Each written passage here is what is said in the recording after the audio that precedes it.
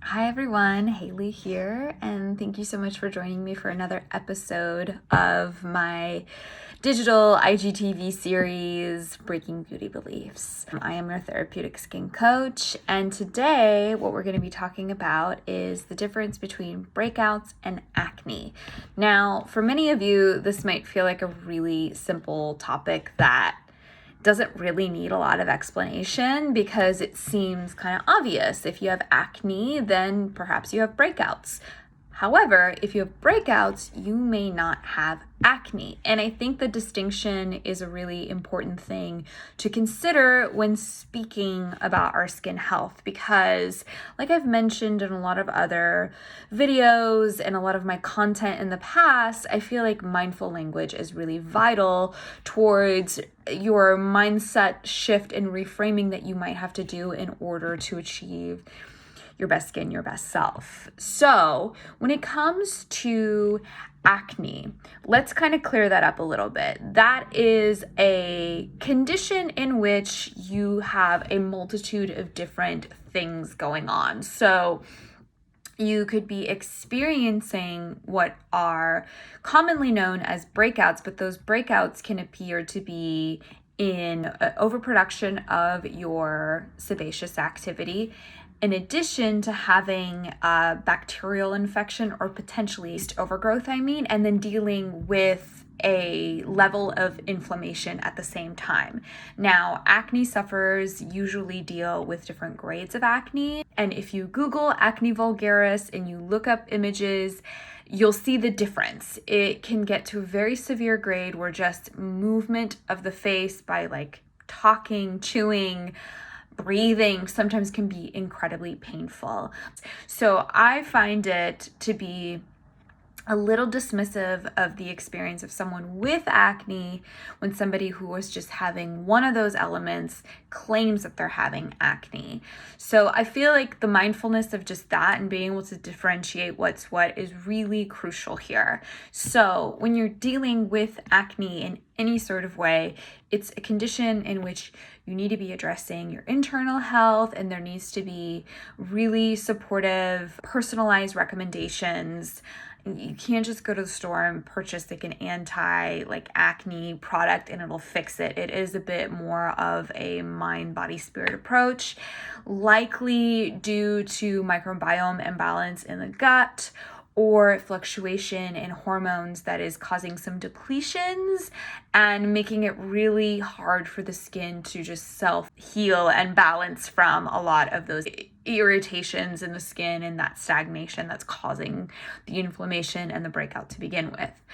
Now, if you're dealing with breakouts, that could just mean a small cluster of excess oil production, or you are having like a cyst or something that is a papule or a pustule. That doesn't necessarily mean that you fall into the category of acne. Breakouts can happen to anybody. They can happen to anyone who just wore the wrong makeup, tried the wrong skincare, traveled recently and is having sort of an environmental flare. Breakouts can also be considered like a histamine response to something. You can have a hive breakout. You can have an inflammatory breakout that is just due to some sort of an allergic reaction or a sensitivity reaction based off of your environment, your food, or a medication.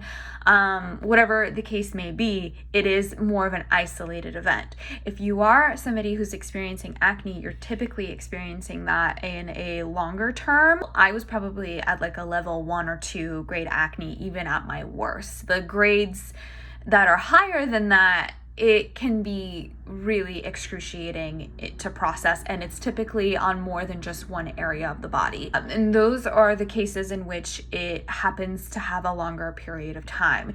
You can have acne for years, you can have it for months, but typically if you're having a breakout, there's kind of a beginning and an end to it, and the amount of times you have that breakout could eventually lead to a diagnosis of acne, but typically it's easier to navigate the root cause, and just with a little bit of like shifting of product and lifestyle, you can generally get it under control with your self-diagnosis, or hopefully with the help of a supportive esthetician.